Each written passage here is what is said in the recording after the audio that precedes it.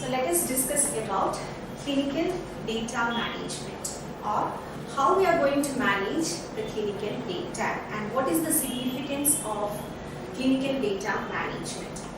Okay, so you know that clinical trials are intended to find answers for research questions by generating high quality data to prove or disapprove a hypothesis.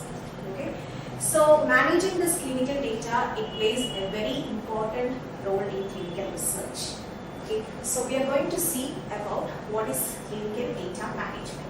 So basically, clinical data management is the collection, integration, interpretation and management of clinical data.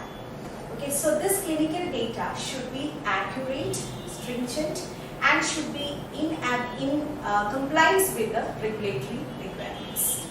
So clinical data management is involved in all aspects of processing the clinical data, working with a range of computer applications, database systems to support collection, cleaning and management of subject or trial data.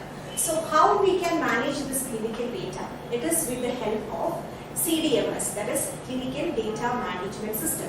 That is basically the software or the computer applications that is being used to manage the clinical data. So there are different tools available for managing the clinical data, both commercial as well as open sources. Okay, so the commercial tools which is available for managing the clinical data are like ClinTrial, okay, Rave, then Medidata. All these are the commercial tools which is available in clinical data management.